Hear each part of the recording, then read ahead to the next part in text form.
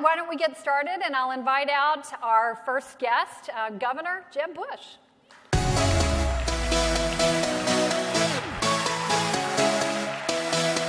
Thank you, Campbell. Great to have you. Thank you. I know. Pretty cool. This is my favorite part. Yeah, exactly. Governor Bush, it's great to have you here. Thanks for the invite. Wouldn't have missed it. I know you wouldn't have.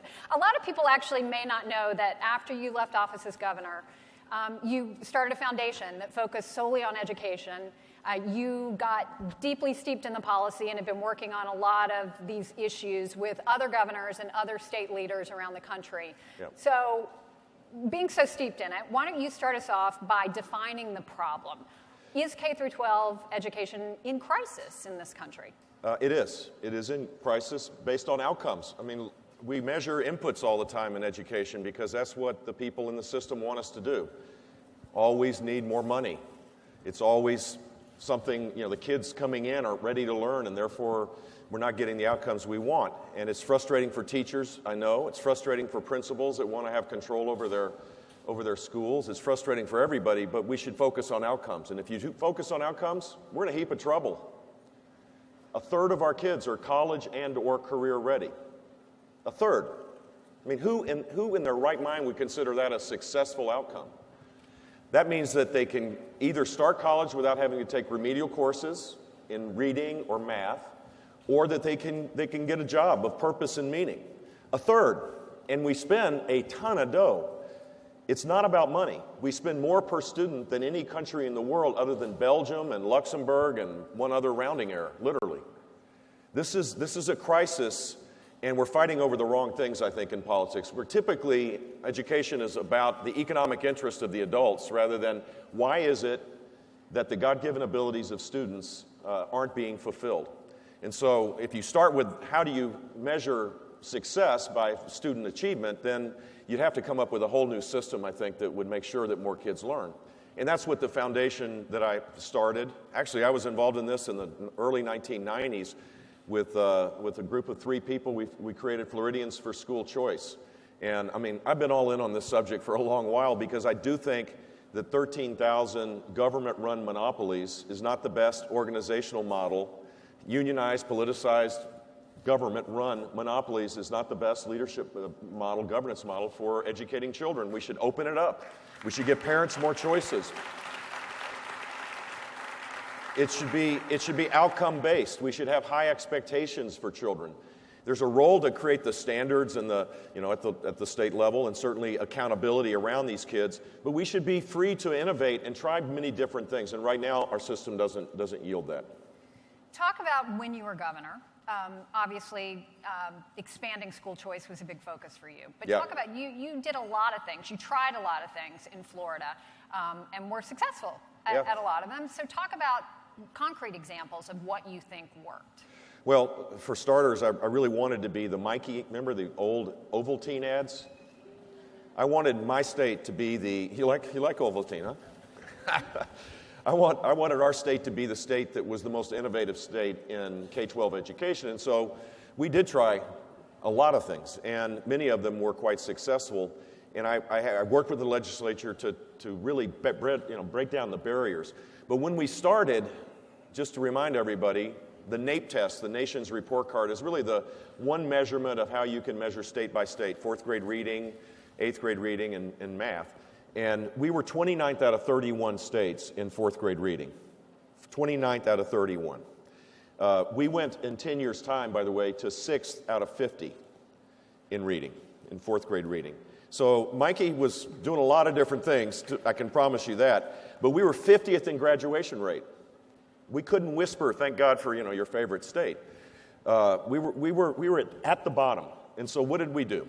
We created a system of accountability. Hold on, fasten your seatbelts here. We graded schools A, B, C, D, and F.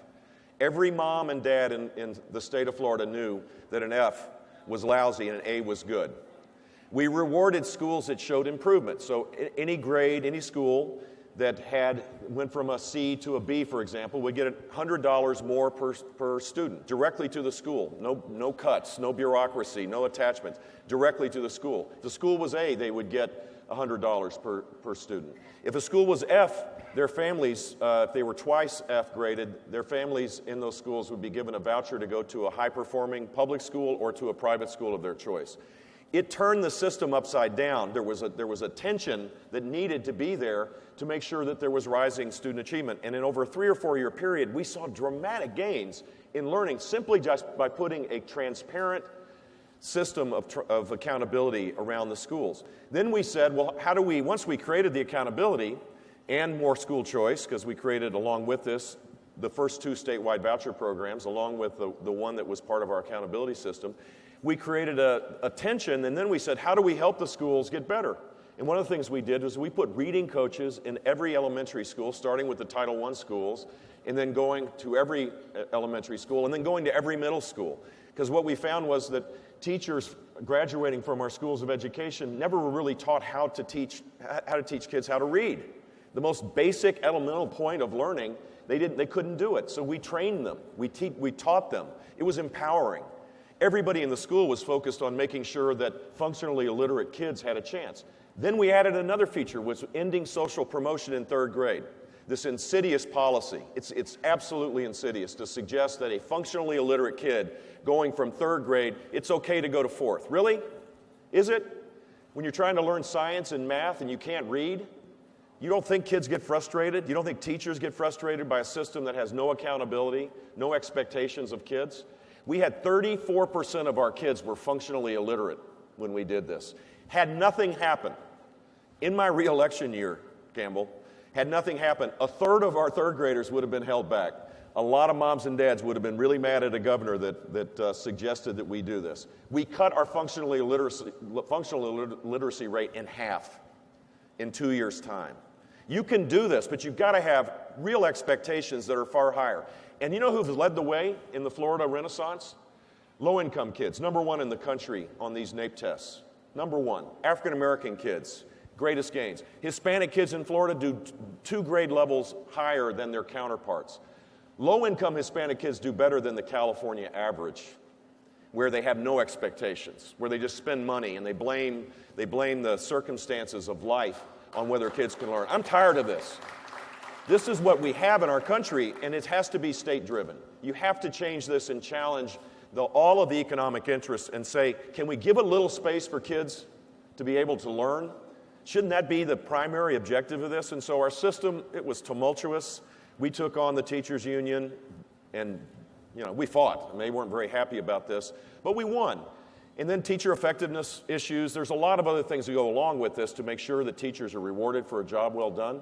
But this shouldn't be lifetime employment. We ought to be paying teachers a lot more when they get successful learning gains consistently. And incompetent teachers shouldn't be in the classroom. All the research suggests that. So, I got tar marks on my forehead. You can see the gashes here. I've got a lot of scars, but I'm most proud of that as it relates to the achievements that Florida have done. And now it's being emulated by all sorts of other states, for which I'm grateful as well. That's what I was going to ask you. It's hard to do this. Why isn't it happening more quickly in more states? Clearly, the demand is there. You have more than 1 million people on charter school wait list in this country. Yep. People want more options. They're asking for vouchers. So, what are the barriers that are keeping this from spreading across the country? To simplify this, monopolies don't go quietly into the night. They just don't. You have to challenge the system to transform it to the 21st century. And look, I'm not being critical of the people inside the system. They're trapped in it. Monopolies aren't the best governance model to assure that we have continuous improvement, that we're challenging things, that we embrace technology.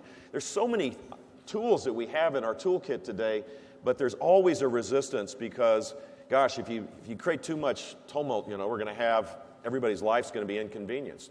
And look, there's union folks apparently somewhere protesting. I respect them for what they do. Their job isn't to get higher student achievement. Their job is to represent the economic interests of their employees. Fine. Let's accept that for what it is. But shouldn't we have a system that is much more open and transparent, a more student-centered system? I mean, ultimately, we should have a system where there's huge rewards for learning gains, a year's worth of knowledge in a year's time, and a different consequence when that doesn't happen. And if you do that, then everything else will align the right way. Are there any policies you tried to implement as governor that you wish you'd been able to but weren't able to? Yeah, we implemented, I had a thing called Think Week. I stole it from Bill Gates. Bill Gates apparently takes 1 week vacations. That's what happens, when you're worth $50 billion, apparently you don't take vacations. So he would send out to all of his employees, you have any ideas? I'm gonna go on vacation. I'm gonna read them. So he spent his 1 week taking in all incoming, and so I tried it. I took a week off, and my Think Week had all these ideas, and one of the ideas was create a degree for high school, so that students can have a degree where you're aligning courses to meet the criteria, the credit criteria, but also make it interesting for them. And teachers will love it as well. That was the idea. Choose sort of your major. Like your major. So the major might be English, or it might be a foreign language, or it might be history. To kind of take away, the net result was, I thought it was a cool idea because it would take away the homogeneous nature of schools. You would have some schools, this was back in the CSI Miami days, so a lot of kids wanted to be forensic scientists. Well, you'd have your science courses aligned with that kind of learning. And teachers actually created 700 separate majors in this effort that took a year to kind of develop. Then they kicked me out the door. New guy came in, thought it was a dumb idea. I thought that was a cool idea because I think learning, particularly in high school, one of the great challenges is that kids get bored. They just don't, it's not as, elementary school you see pretty good progress across the country. In Florida we had huge gains. Middle school we've seen gains as well. High school is a real dilemma for our country. And so I think making it more alive, making it more relevant to them, tying their education to something that interests them was a good idea. And I hope some state does that, because I think that would be something that would be really relevant for aligning our interests so that kids, when they graduate, have some purpose in why it's important to learn. So they're not struggling when they get to college. A lot of kids could graduate in 4 years, but they change their majors because they haven't really thought through what they want to do when they grow up. And starting that process not in a way where you're, running into a dead end, but just making it so that it's relevant. The learning, we found that teachers love the idea, and students seem to be encouraged by it as well. You've been a big advocate for school choice, but I think it's fair to ask what kind of school choice. Milton Friedman advocated for universal choice, for vouchers for anyone and everyone. Howard Fuller has argued for more of a social justice-based model that focuses on low-income families. What do you think is right? Look, I'm all in. Whatever we can get is the way I look at it. This year, Brian Sandoval and the Nevada legislature passed the most dramatic reform in modern times, I believe. If it's implemented faithfully and correctly, it's going to be extraordinary. It's the education savings account. It empowers families to pick their school of their choice, and it will be disruptive. And I think that's good. I think we need a little disruptive. We need to kind of break the chain a little bit to assure that, the outcomes in Nevada are not good. The learning outcomes are horrible. Kids are going to struggle unless we create a new system. And the net result of a system where a parent has total choice of where to go is that every school is going to have to get better, or they're going to lose their students. And when they lose their students, they lose their funding. When they lose their funding, they lose their jobs. To oversimplify this, that kind of tension is what we need. And so I do believe that states that focus first on low-income kids, it's fine. I'm totally for that as well. We have the largest corporate tax scholarship program in the country. 70,000 kids, low-income kids, go to private schools with Step Up for Children, and it's an extraordinary program with great results. That's a social justice, if you will, program. But ESAs, if they can be done, I'm for it. I'm for vouchers for kids, families with learning disabilities. In Florida, just to put it in perspective, and I know you have a program here in New Hampshire that is, a mini-me version of the corporate tax scholarship program. I hope that expands dramatically.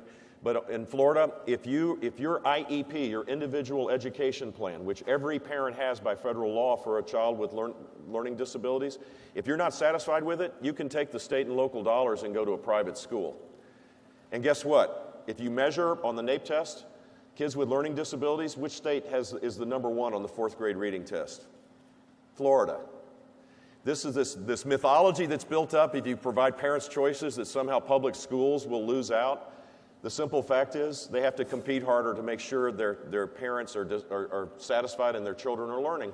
And so we should expand every one of these things. It doesn't destroy public education. That is the myth that has been shattered by Florida. We have the most ambitious school choice programs, public and private. You go to New Orleans, where, 70%, if not more, of the kids are in charter schools and now in private schools. The public schools are getting better. They have to get better or they close. I mean, this is America. Why wouldn't we think that we could apply the same principles, the common sense principles of continuous improvement that we embrace in everyday life? Why wouldn't it work in education as well? Let's talk about Common Core, which has been a divisive issue. What's that? Your favorite subject. Common Core? It's been a divisive issue among Republicans, and I know that you have said that you believe all states should have high standards and should maintain high standards. Yeah. But how do you know that states have high standards if every state has a different standard? Well, you know them. You know if every state has high standards because you have experts that know it, and if you assess to those standards faithfully, you know that high standards. It's not like pornography where you know it when you see it, but clearly low standards, you know it. That's what most states have had.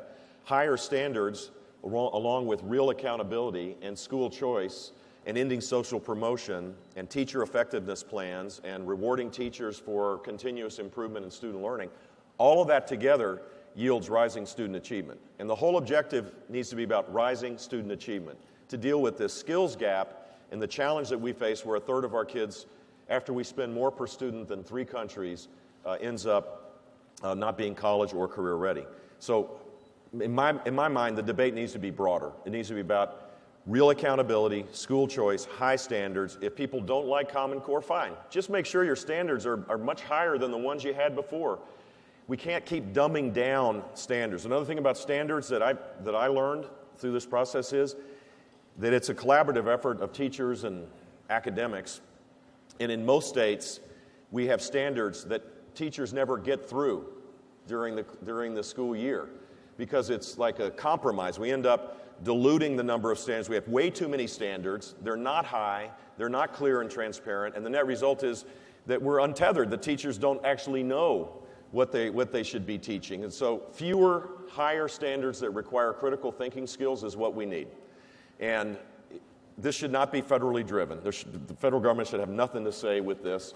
And if it's the commonality, to me, Campbell, the commonality is not as relevant as the highness of them. So just let me ask you on that, on the Because commonality. you can have bridges for determining. I mean, there's all sorts of ways to create bridges to compare state by state, which I think is important. You could use the NAEP test as a means by which to measure how states are doing. But states ought to drive this. There should be no federal involvement in curriculum content or standards, for sure, directly or indirectly. Federal government, I think, needs to be a partner in reform. If states want to open up their systems, then the monies that flow from Washington need to be portable. We need to have Title I monies go for reform. We need IDEA monies going for reform. I think early childhood education monies, if states want to try something different, the federal government shouldn't create rules around that. They ought to be liberating that money and make sure that we create meaningful reforms. So let's push on that a little bit. The Yep. federal government's role in public education versus the states, because there's some tension there, especially right now in Washington, where people are debating, Congress is debating, new federal education policy, Yep. the reauthorization of No Child Left Behind. That there are significant differences between the House bill and the Senate bill. They're in conference. If you were looking at what they're talking about, what is most important to you? What should we be fighting the hardest for? I'd love to see this notion of portability of federal monies so that the federal government is a partner in reform rather than kind of a top-down provider of money with all sorts of strings attached. Explain Title I portability. Sure. Well, not everybody's That's a familiar nerdy concept. Yes, it is nerdy. Title I is the money that comes to schools that have a percentage of their kids that are qualified for free and reduced lunch. And it's a big slug of money. And it comes without any accountability attached to it. There's a lot of forms you have to fill out. In fact, if you, in the state of Florida, we have maybe, as I recall, we had 300 employees working in the State Department of Education. 80% of those people were filling out forms to fulfill the requirements of 10% of the total budget per student that was funding. So the federal government funds about 10% of all spending, but 80% of the bureaucrats were there to fill out the requirements of the federal government.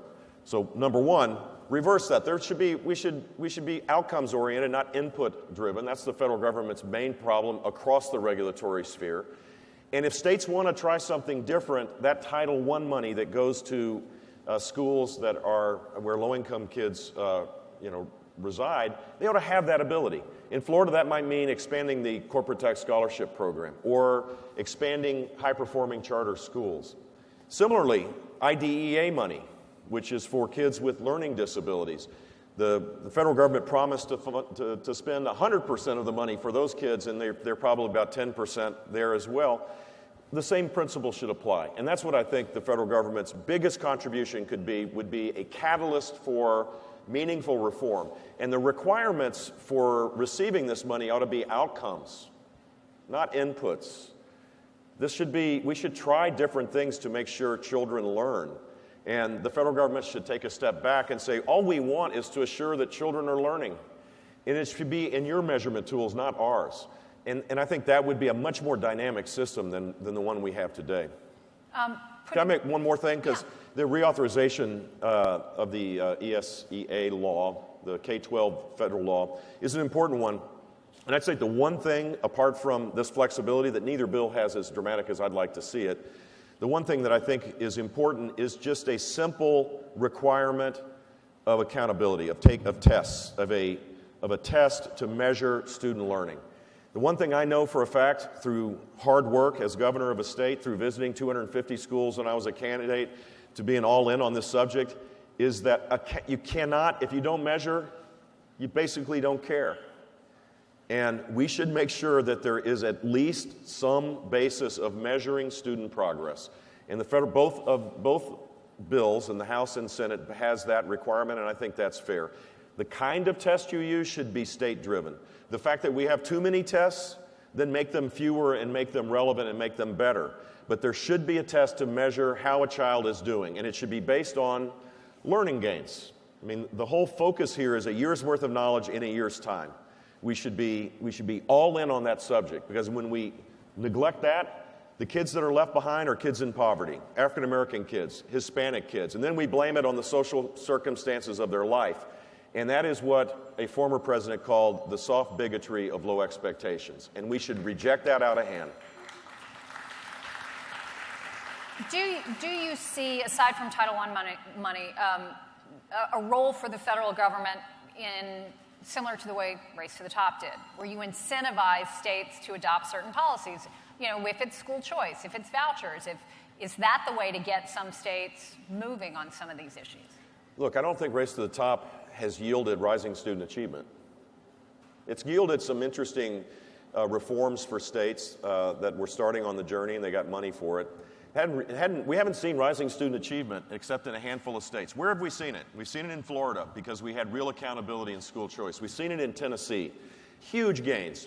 And I would say there it's because of school choice, some accountability, but also an all-in focus on teacher effectiveness tools, where teachers were given greater tools, because that's the single biggest driver of student learning is a capable teacher in a classroom that is well-trained and capable of delivering results. And so the federal government ought to be focused on the things that matter. And the things that matter ought to be state-driven. And yeah, I mean, we ought to provide incentives. I don't know if we need a competitive grant program that becomes highly bureaucratic rather than focusing on these more liberating aspects. And by the way, Department of Education doesn't handle all of this, but I think early childhood education ought to be in this conversation as well. We have, I don't know how many scores of programs. I would take this is going to make news probably, so wherever you guys are. Stop looking at your BlackBerry and start listening now. Listen up. I would take, if a state wanted to, for example, Florida has 70% of its kids in 4-year-old literacy-based programs. 70%, more than any state. It's in our Constitution. We have and it's 80%, 85%, I think, private. It's privately driven. It's a lower cost alternative to the de Blasio. We'll hire union teachers, expand, make this into another thriving business for the bureaucracies and for the unions. Their cost is probably 3x more than ours. Well, if we wanted to expand that program, why shouldn't we be able to use any of the early childhood literacy programs that exist in the Department of Education or Head Start that isn't in there? I think some of this stuff ought to be bundled up, and their block grants ought to be given to expand these programs that are totally effective at a lower cost. One of the reasons why we have great learning gains and where we're now a national leader, even though 58% of our kids are low-income kids, and we're a minority student population with about 57% of our kids, is because we have a focus starting with 4-year-olds, a literacy-based focus. Then we assess when they come the first week of school, as they're going to start, as they already just started in Florida and apparently start this week here in New Hampshire. And we determine what the learning deficiencies are. And then the kindergarten, first and second and third grade teachers work as a team to assure that by the end of third grade, these kids are going to go to fourth grade being able to read, to be able to learn math and science. That whole strategy should start at 4 years if states want to do it. And so Washington can be a partner for these reforms, and that's what I advocate. Instead of just saying, well, you got to get in line, you got to fill out this form, you got to do this. We don't care what the effect is. We're just going to spend the money and allow politicians to say, I'm for early childhood education. Well, great. That's wonderful. Pick little kids around. It's great for a picture. It's always good for a TV ad. But I want to make sure that kids are college ready by the end of 12th grade. And the way you assure that happens more often than not is assure that a third grader at the end of their third grade is ready to go to fourth grade literate. That's what we need. We need to stop, pretty pictures. No, we need to start dealing with harder policies to make this happen. You mentioned how critical teachers are. Yep. There's no one more important in what we're talking about today. Let me go personal and name a teacher who had a big influence on you. And think about for a second and tell us if you can, what did that teacher do that was so special that we could potentially translate into policy? So I've met a ton of teachers, and I can tell those stories as well. In fact, I'll tell you two.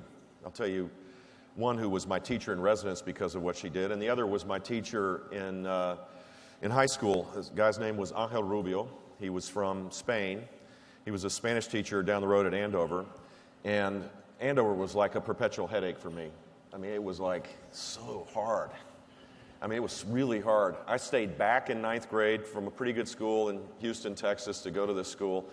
And, I had like a 70 average my first trimester. It was hard. It was like the bar was so high.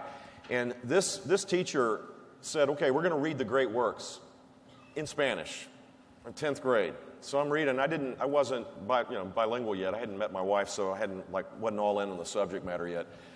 And we were reading Cervantes. We were reading Don Quixote. We were reading Unamuno, this Borges from Argentina, these classical works in Spanish, and I got to do it. I couldn't believe it. It was so hard. It was impossible for me to imagine. And this teacher just said, you're going to do it. You have to do it. You can do it. He encouraged, he kind of threatened a little bit in his pleasing way. And it gave me a sense that high, lofty expectations really matter. And when I got to be governor and I saw the standards, for example, to put in real context, in Florida, many states in 1998, when I was running for governor in 1999, didn't have an exit test. So, look, just get a piece of paper. It's great. Don't worry. Kick you out the door. Doesn't matter if you're going to actually take college courses or you're prepared for it. Who cares? You're not going to get a job either. Don't worry about it. That's the life we lived in Florida. We had an 8th grade level high school graduation test, the HSCT, High School Comprehensive Test, 8th grade level. So I'm in a lab wandering around. I went to visit 250 schools as a candidate, and I'm in Seminole High School, and there's a kid practicing for the last time he can take this 8th grade level aptitude test to graduate from high school. The question he was struggling with is, a baseball game starts at 3, it ends at 4:30. How long is the game? Now just pause for a moment and think about the tragedy of not being able to answer that question in 12th grade. And immediately I said, we have to raise the expectations.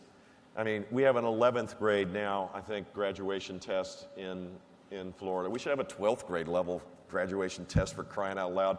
I mean, this whole notion that you dumb things down and expect a good result, that kid is just going to be living a life, unless he's just overcomes great adversity. Imagine where he is right now.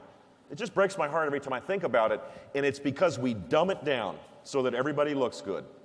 We have to stop doing that, and that's the lesson of Angel Rubio, is high expectations. Kids are smarter than we give them credit for. It's up to the adults in the system to organize the system around them to assure that that is validated, that they are smart.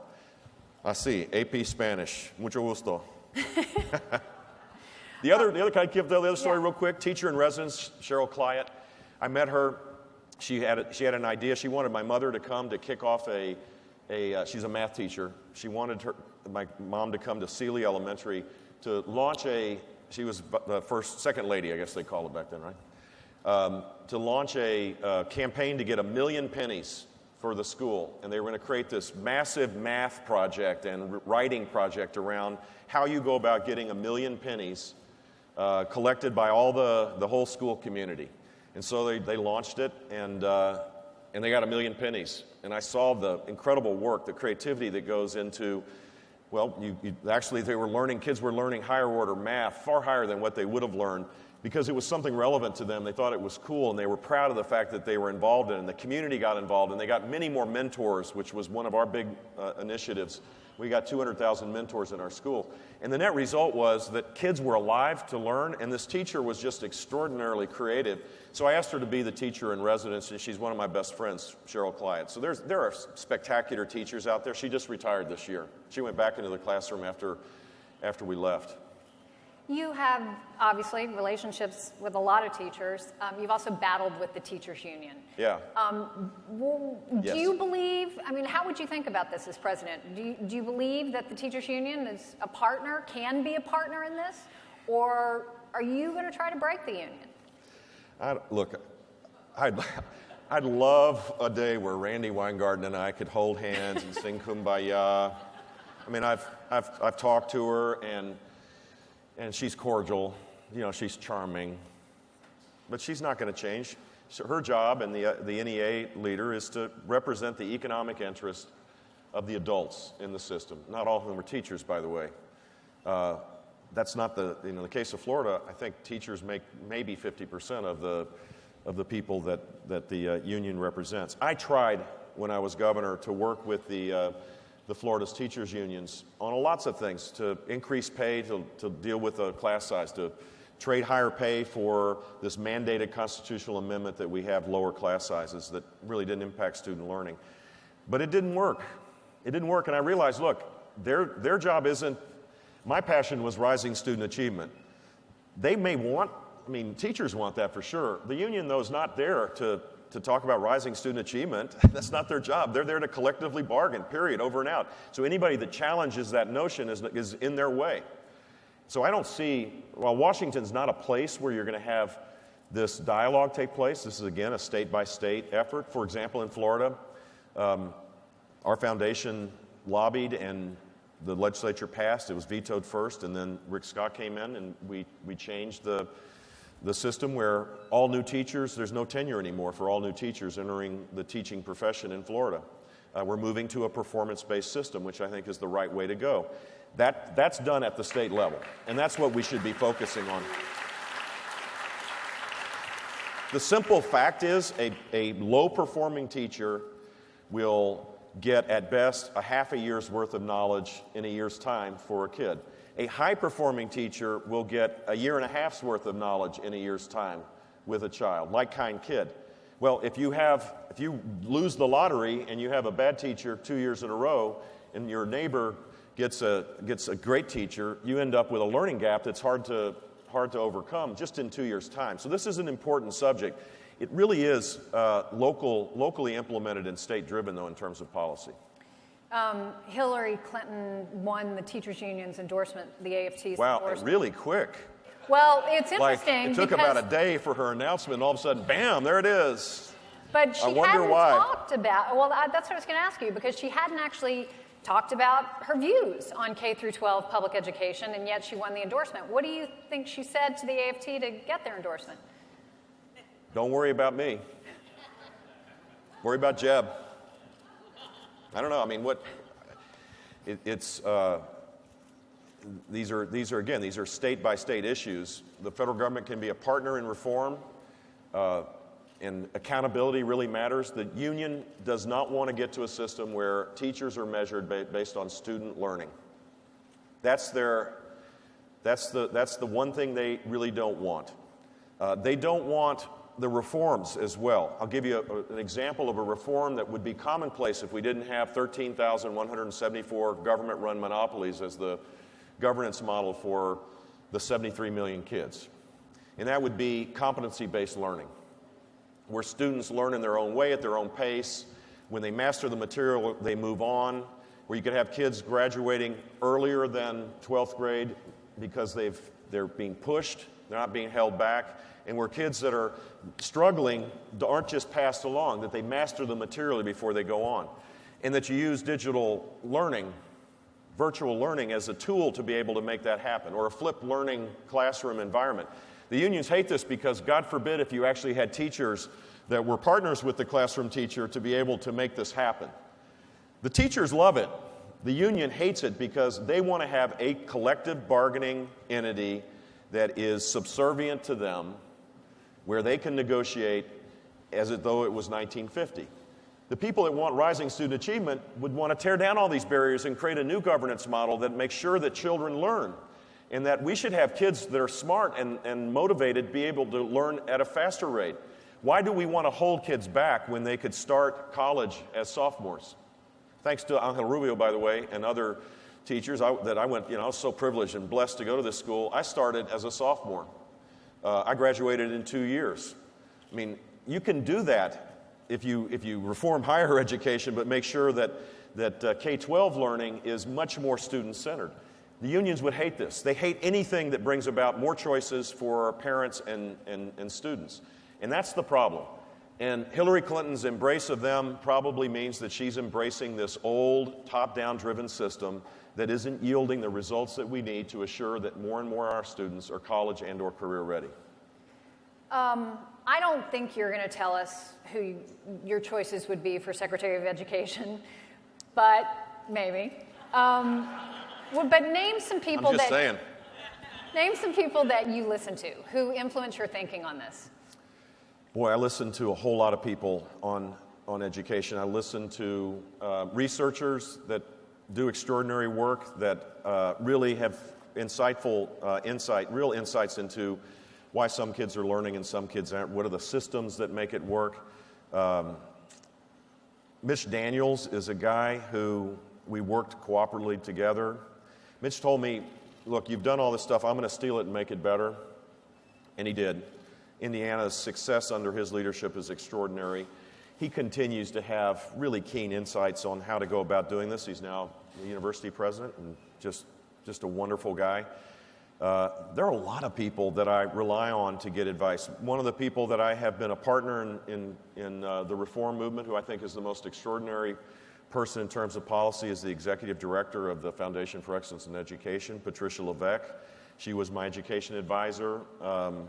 Just brilliant person. There are a lot of governors that have practical experience about how to go about taking ideas, getting through the legislature, working with their systems to be able to execute on these bigger ideas. There's a lot of talent, and I think there will be a lot of people that could partner with Misha, I'd be privileged to be president, both inside and outside of the Department of Education. I can't believe we have 5 minutes left, but we I do, thought we but- were going for 3 hours. But I want to end, I want to bring it back to children in the classroom, because we've talked a lot about policy and politics, and innovation, which you've touched on a little bit. But envision for us, if you can, what the classroom of the future looks like, because we've been educating our kids. We today educate our children, your grandchildren, the exact same way our grandparents were taught. So, like, Yeah. when does it change, and what does it look like when it changes? I think it's more experiential, more hands-on, more exciting for kids, more relevant to things that are interesting to them, that connects them to their future. Less rote, more creative. I think it is, there'll be many forms of this, but I can envision, if you tear down the barriers that the monopoly protect right now, a system where a child starts with a cohort of kids, 20 kids, all are unique, all are different, all have God-given abilities, some learn different ways, and that you use technology, you have a trained teacher that is harnessing the technology that is available today to make sure that every child reaches their maximum ability at the end of the experience of each year, and that it's competency-based, that you don't, if a kid can do it faster, fine. Create the system where they can move faster. This exists. I went to Stockholm, Sweden, and saw the knowledge schools. Joel Klein, actually, I think in New York you have a knowledge school. London has one as well. This should be the norm. If this is how you can get rising student achievement, a version of that is competency-based, where children learn at their own pace in their own way, where they're turned on by the learning experience because we've harnessed technology, something that they're digital natives, and where we move to a system where students can start in the classroom. They're with their age group, but they're mastering it. And then you end up getting students actually being the teachers of kids that are struggling. And it becomes a collaborative effort. This is what we need. The system we have today is still designed as though it was in the 1930s. Is that the next phase of school choice? It is, but then how do you collectively bargain under that arrangement? How do you, we must regulate the content, we must do this, we must do that. All of the system, is designed to this traditional classroom that existed in the earliest 20th century. So we need to open up the system and allow for innovation to take place. That would be my version. There may be other versions that are unique. I mean, why not allow total voucherization? As Nevada is moving in this direction, let the suppliers come up with the creative solutions, have high expectations and accountability, and get out of the way. Do you think America is lost it in terms of our ability to create and innovate? I mean, we're still the vanguard of creativity and innovation in this world. We just have to tear down the barriers to allow it to happen. Like we say in North Florida, we just need to let the big dog eat. And the big dog will eat, I promise you. You guys don't like the big dog eat analogy? You don't have the big dog eat analogy here in New Hampshire? Not even up in the North Country? Come on. Last question. We have 2 minutes left. If elected, fast forward to November 2016, you win. Sounds good so far. I'm always sort of amazed at how some presidents so effectively use the bully pulpit and others don't. If there's one or two things that there may not be federal policy that comes into play, but that you can really try to push with that bully pulpit, what would it be? Well, I think we need to reform higher education as well, but that's another forum for another day. But I do think what I started on is really the national tragedy. And the bully pulpit needs to be used to create a sense that this is a crisis. We can't just deal with this in a tepid fashion. When a third of our kids, truly, only a third of our kids are college and or career ready. Think about it. Hundreds of thousands of kids can't get jobs because of the skills gap. Billions of dollars are spent in community colleges and public universities to deal with remediation. Really, basically, redoing high school math and reading because it wasn't done right the first time. These are huge challenges, and now you see what happens with the first anniversary of Ferguson.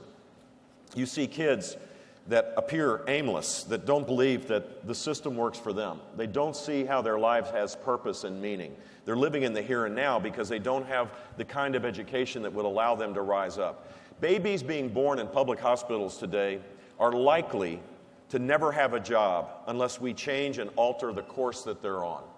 Imagine that. Because the first rung of the ladder is getting higher and higher and higher and higher because of automation, because of the rapid change of technology and innovation. That's the world we're in. We can't ignore it.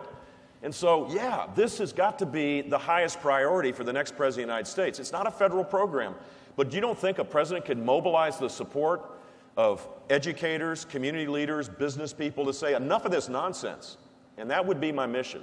That's my pledge to everybody in this room. I'm on fire on this stuff because I believe this is the way you create a right to rise society more than any other thing. And for our country to succeed, we cannot just cast away huge numbers of kids without them having a chance to achieve earned success.